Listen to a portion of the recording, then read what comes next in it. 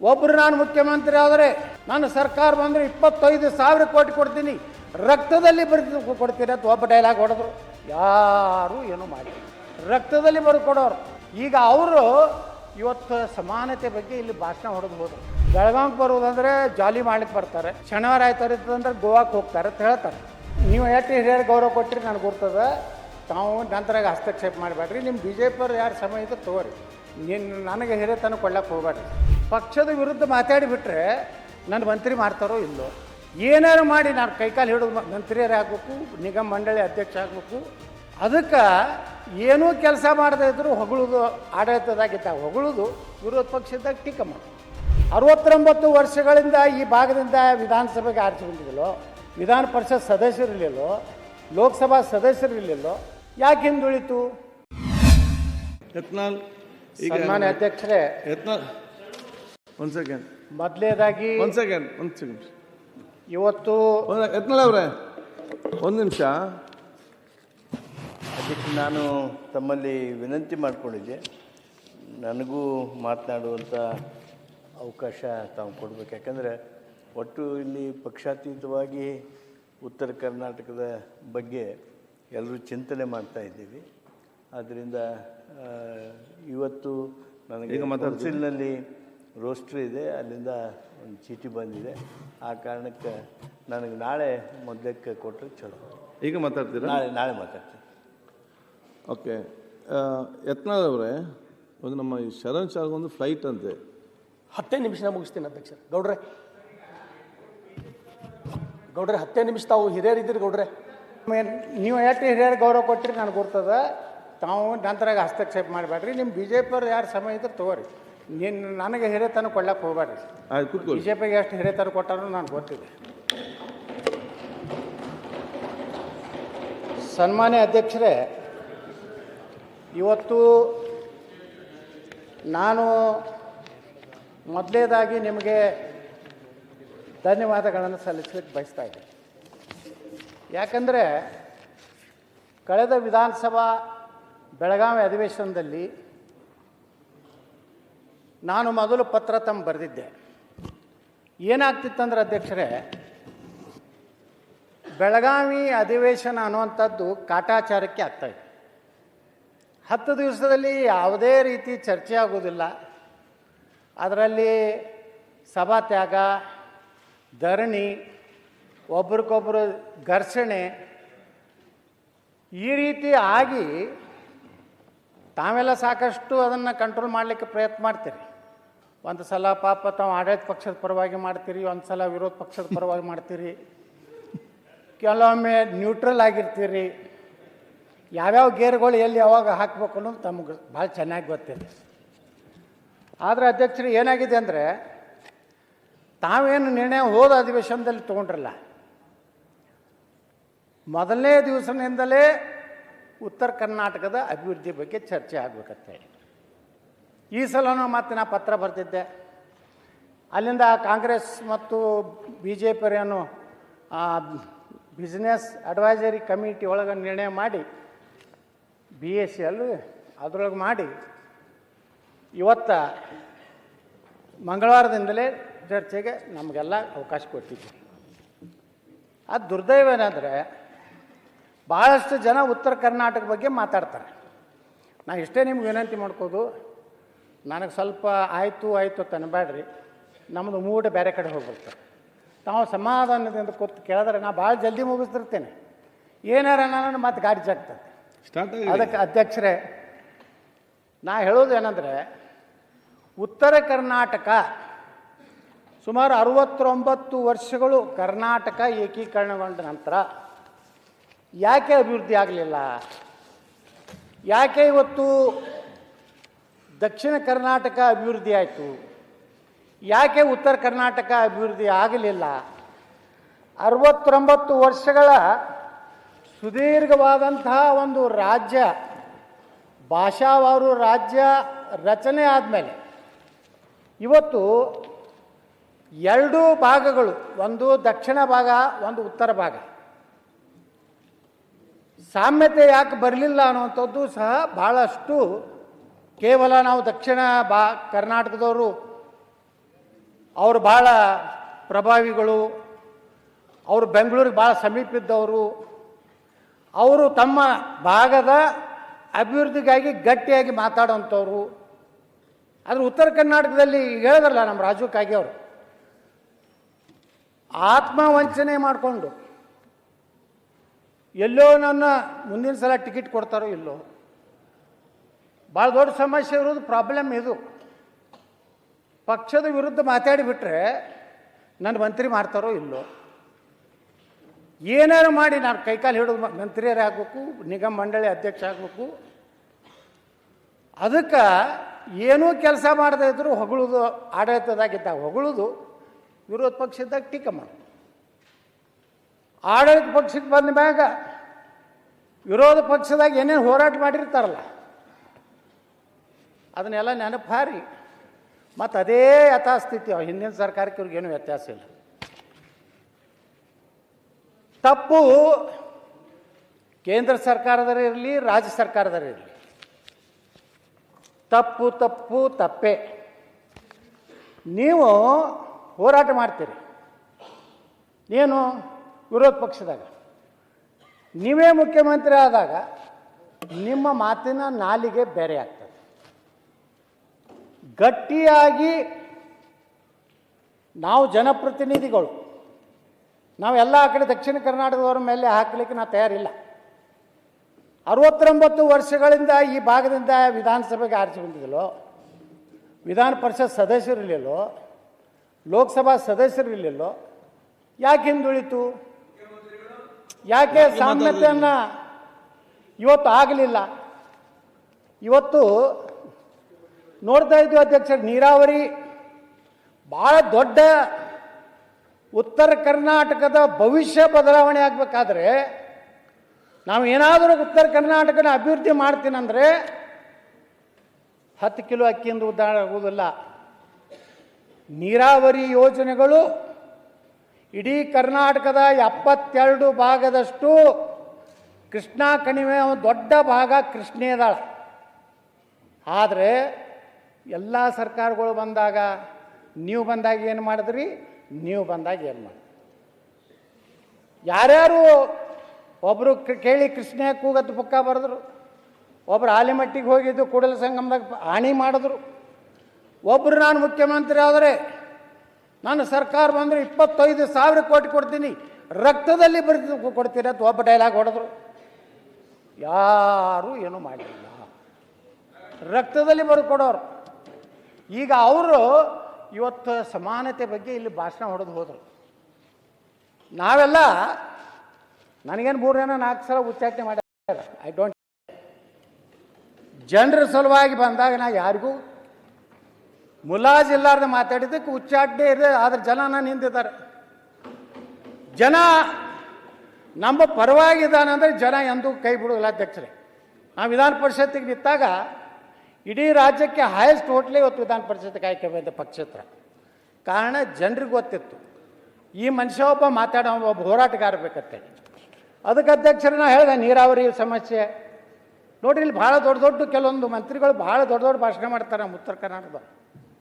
ಅವ್ರು ನೋಡಿದ್ರೆ ಸುಮಾರು 7 ಜಿಲ್ಲೆಯೊಳಗೆ 38ಕ್ಕೂ ಹೆಚ್ಚು ಹಳ್ಳಿಗಳಲ್ಲಿ ಸಾರಿಗೆ ಬಸ್ ಸಂಪರ್ಕ ಇಲ್ಲ. ಉತ್ತರ ಕರ್ನಾಟಕ ಕಾವೇರಿಗಿಂತ 3 ಪಟ್ಟು ಕೃಷ್ಣೆ ದೊಡ್ಡದಿದ್ರು ಆ ಅನುಪಾತದಲ್ಲಿ ಕೃಷ್ಣೆಗೆ ಹಣ ಕೊಡಲಿಲ್ಲ. ಆಲಮಟ್ಟಿ ಭೂಮಿ ಪೂಜೆ ದಿವಂಗತ ಲಾಲ್ ಬಹದ್ದೂರ್ ಶಾಸ್ತ್ರಿ ಅವರು 1969ರಲ್ಲಿ ಆದಾಗ ಬರೇ ಎಷ್ಟಿತ್ತು ಆಲಮಟ್ಟಿ ಯೋಜನೆ ಮೊದಲು ಅಂತ 2ನೇ ಹಂತ ಅಧ್ಯಕ್ಷರೇ 160 ಕೋಟಿ ಇತ್ತು. ಈ 1-2 ಮುಗಿಬೇಕಾದ್ರೆ ನಾವು ಎಷ್ಟು ಖರ್ಚು ಮಾಡಿದ್ವಿ? 54,000 ಕೋಟಿ ಖರ್ಚು ಮಾಡಿದ್ವಿ. 3ನೇ ಹಂತಕ್ಕೆ ಎಟ್ಟಬೇಕಂದ್ರೆ ನಿನ್ನೆ ನಾವು ಚರ್ಚೆ ಮಾಡಿದ್ವಿ, 1,20,000 ಕೋಟಿ ರೂಪಾಯಿ ಖರ್ಚು ಮಾಡಬೇಕು. 60 ವರ್ಷದಲ್ಲಿ ಅವಾಗ ಏನೋ ಯಾವುದೋ ಇದು ಇರಲಿಲ್ಲ, ಕೋರ್ಟ್ ವ್ಯಾಜ್ಯಗಳಿರಲಿಲ್ಲ. ಅವಾಗೆ ಆಲಮಟ್ಟಿಯನ್ನು ಮುಗಿಸಿಬಿಟ್ಟಿದ್ರೆ 524 ಮಾಡಿದರೆ ಇಡೀ ಉತ್ತರ ಕರ್ನಾಟಕದ ನೀರಾವರಿ ಆಗ್ತಿತ್ತು ಅಧ್ಯಕ್ಷರೇ. ಇವತ್ತು ನೀವು ಮಾತಾಡಬೇಡಿ, ಎತ್ತರದವ್ರೆ ಯಾರಿದ್ದಾರೆ? ನಾನು ಯತ್ನಾಳ್ ಯಾರ ಅವ್ರೆ. ಪರವಾಗಿ ಮಾತಾಡ್ತಾ ಇಲ್ಲ. ಯತ್ನಾಳ್ ಅವರೇ, ನಾನು ಬಿಜೆಪಿ ಪರವಾಗಿ ಮಾತಾಡೋದಿಲ್ಲ. ನಾನು ನೋಡಿ ನಾವೆಲ್ಲ ಹೊಸಬ್ರು. ಶಿವಲಿಂಗೇಗೌಡ್ರೆ, ಅಪ್ಪರ್ ಕೃಷ್ಣ ನೀವು ಯಾಕೆ ಮಾತಾಡ್ತೀರಿ? ಶಿವಲಿಂಗೇಗೌಡ್ರೆ, ಯಾರು ಅದಕ್ಕೆ ಹೆಚ್ಚಿನ ಪ್ರಾಧಾನ್ಯತೆ ಕೊಡ್ಲಿಲ್ಲ. ಯಾತಕ್ಕೋಸ್ಕರ 524 ಅಡಿ ಎತ್ತರಿಸೋದನ್ನ ನಿಲ್ಸಿದ್ರು? ಅದಕ್ಕೆ ಕಾರಣ ಯಾರು? ಅವ್ರಿಗೆ ಹೇಳಿ, ಬೇಡ ಅಂತ ಹೇಳೋದಿಲ್ಲ ನಾನು. ಆಯ್ತು, ಆಯ್ತು. ಅವ್ರನ್ನ ಆಯ್ತು, ಆಯ್ತು. ನಾವು ನೀವೇ ತಿಳ್ಕೊಂತೀವಿ. ಕೊಡ್ತೀರಿ. ನಾವು ನೀವೇ ಈಗ ಬಂದಿರೋ ಕೊಡ್ತೀರಿ. ಸದಸ್ಯರು 4 ಸಾರಿ ಆಯ್ತು, 5 ಸಾರಿ ಬಂದಿರೋರು. ನೀವ್ ಹೇಳಿ, ಹೇಳಿ ತಿಳ್ಕೊಳ್ಳೋಣ. ಕೂತ್ಕೊಳ್ಳಿ. ನೋಡಿ ಅಧ್ಯಕ್ಷರೇ, ನೋಡಿ ಯಾರು ನೀವು ಮಾತಾಡ್ಕೊಂಡು ಹೋಗಿ. ಯಾವುದು ಆಗಿಲ್ಲ ಅನ್ನೋದಕ್ಕೆ ನಾನು ಯಾವ್ದನ್ನೇ ದೋಷಿಸಲಿಕ್ಕೆ ನಿಂತಿಲ್ಲ. ನಾವು ಯಾವ ಆಗಿಲ್ಲ ಅನ್ನೋದಕ್ಕೆ ನಾವು ಕಾರಣ ಉತ್ತರ ಕರ್ನಾಟಕದ ಜನಪ್ರತಿನಿಧಿಗಳು. ಓಕೆ, ಯಾವ ಮುಖ್ಯಮಂತ್ರಿಗಳನ್ನ ಯಾರನ್ನ ನಾವು ಮಾತಾಡೋದೇ ಇಲ್ಲ ಮುಖ್ಯಮಂತ್ರಿಗಳ ಮುಂದೆ. ಇವತ್ತೇನಾಗಿದೆ, ನಾವು ಪ್ರಧಾನಮಂತ್ರಿಗಳ ಮುಂದೆ ಹೋಗಿ ಮಾತಾಡೋದಿಲ್ಲ. ನಾವು ಕಷ್ಟ ಹೇಳ್ಕೋದಿದ್ರೆ ಪ್ರಧಾನಮಂತ್ರಿಗಳು ಅಟಲ್ ಬಿಹಾರಿ ವಾಜಪೇಯಿ ಇದ್ದಾಗ 519.6, ಆಂಧ್ರ ಪ್ರದೇಶದ ಚಂದ್ರಬಾಬು ನಾಯ್ಡು ಅವರು ಅವತ್ತು ಮುಖ್ಯಮಂತ್ರಿ ಇದ್ದರು. ಪ್ರಧಾನಮಂತ್ರಿಗಳ ಬಳಿ ಸುಮಾರು 28-29 ತೆಲುಗು ದೇಶಮದ MP ಗಳನ್ನು ಹೋಗಿ ಕೂತರು, ಮನವಿ ಕೊಟ್ಟರೆ ವಾಜಪೇಯಿ ಅವರಿಗೆ. ಯಾಕೆ ಅವ್ರನ್ನ ನೆನೆಸ್ತೀನಿ ಅಂದ್ರೆ ಇವತ್ತು ಅಟಲ್ ಬಿಹಾರಿ ವಾಜಪೇಯಿ ಅವ್ರನ್ನ. ಅಧ್ಯಕ್ಷರೇ, ನಾನು ಬಿಜಾಪುರಿನಲ್ಲಿದ್ದೆ, ನಾನು ಲೋಕಸಭಾ ಸದಸ್ಯ ಇದ್ದೆ. ಪತ್ರಕರ್ತರು ಬಂದು ಕೇಳಿದ್ರು, ಇವತ್ತು ಚಂದ್ರಬಾಬು ನಾಯ್ಡು ಅವರು ಭಾರತದ ಪ್ರಧಾನಮಂತ್ರಿ ಅಟಲ್ ಬಿಹಾರಿ ವಾಜಪೇಯಿ ಭೇಟಿಯಾಗಿದ್ದಾರೆ. 515ಕ್ಕಿಂತ ಹೆಚ್ಚಿಗೆ ಎತ್ತರಕ್ಕೆ ಅವಕಾಶ ಕೊಡಬಾರ್ದು. ಒಂದು ವೇಳೆ ಕೊಟ್ಟರೆ ತೆಲುಗು ದೇಶಂ ತನ್ನ ಪಾರ್ಟಿ ಬೆಂಬಲವನ್ನು ವಾಪಸ್ ತಗೋತೇತನೋ ಅಂತ. ಪರಿಶುದ್ಧ ನಂದಿನಿ ಹಾಲಿನಿಂದ ತಯಾರಿಸಿದ ನೈಜ ನಂದಿನಿ ಐಸ್ ಕ್ರೀಮ್ಸ್ ಒಂದು ಎಚ್ಚರಿಕೆಯನ್ನು ಕೊಟ್ಟಿದ್ದಾರೆ ಅಂತ ಹೇಳಿದ್ರು. ಅವಾಗ ನಾವೊಬ್ಬ ಲೋಕಸಭಾ ಸದಸ್ಯನಾಗಿ ನಾನು ಏನೋ ಬೇರೆ ಹಾದಿ ಹಿಡಿದು ಬಚಾವಾಗಲಿಕ್ಕೆ ಪ್ರಯತ್ನ ಮಾಡಬಹುದಾಗಿತ್ತು. ಆದರೆ ಅವತ್ತು ನಾ ಹೇಳಿದೆ, ಕೇಂದ್ರ ಸರ್ಕಾರ 519.6 ಎತ್ತರಕ್ಕೆ ಅನುಮತಿ ಕೊಡದೇ ಇದ್ದರೆ ಸುಪ್ರೀಂ ಕೋರ್ಟ್ನಲ್ಲಿ ನಮ್ಮ ನ್ಯಾಯದ ಪಾಲನ್ನು ಕೇಂದ್ರ ಸರ್ಕಾರ ಅಫಿಡೇಟ್ ಹಾಕದೇ ಇದ್ದರೆ ನಾನು ಲೋಕಸಭೆಗೆ ರಾಜೀನಾಮೆ ಕೊಡ್ತೀನಿ ಅಂದೆ. 5 ನಿಮಿಷದಲ್ಲಿ ಅನಂತಕುಮಾರ್ ಅವ್ರ ಫೋನ್ ಬಂತು ನನಗೆ. ಏನು ಕೇಳಿದ್ರೆ ಅಧ್ಯಕ್ಷರೇ, ಏನಪ್ಪ ಮಹಾಪ್ರಭು, ನಮ್ಮದು ಸರ್ಕಾರ ಇದೆ, ನೀನು ರಾಜೀನಾಮೆ ಕೊಡ್ತೀನಿ ಅಂತ ಹೇಳಿದಿಲ್ಲ ಅಂತಂದರು. ಹೌದು, ಕೊಡ್ತೀನಿ ಅಂತ ಹೇಳಿನ ಅಂತ ಹೇಳಿದೆ. ಕೊಡ್ತೀನಿ ಅಂತ ಹೇಳಿದೆ.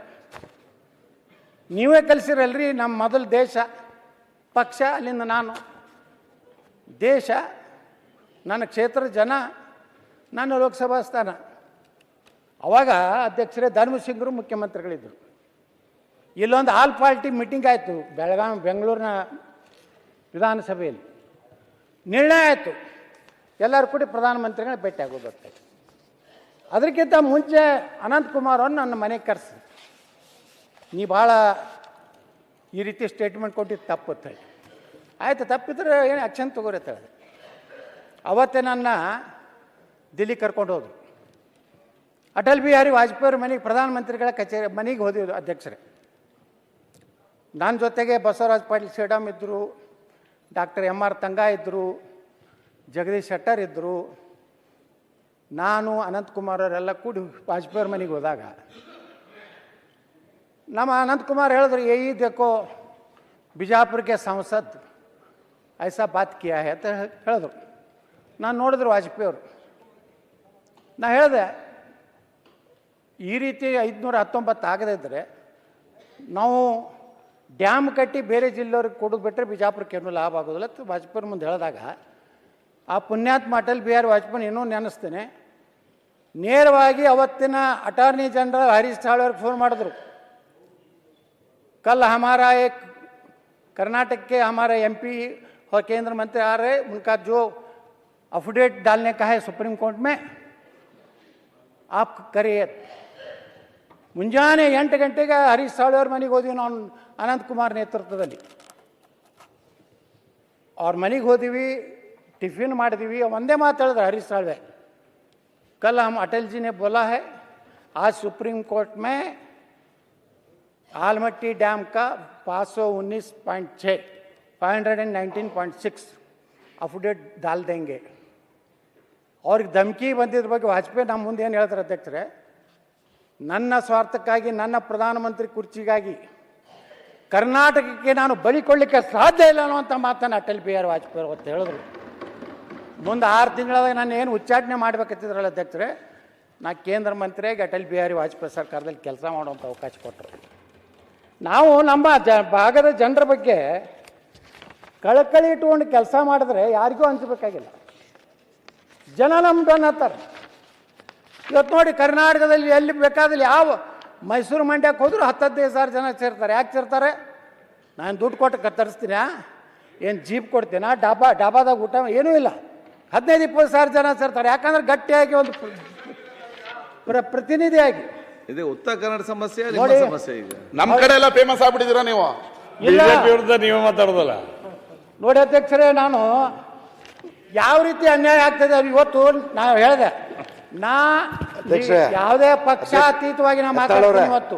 ನನಗೆ ಇಲ್ಲ ನರೇಂದ್ರ ಸ್ವಾಮಿ ಅವರ ನೀವು ಶೀಘ್ರದಲ್ಲಿ ಮಂತ್ರಿ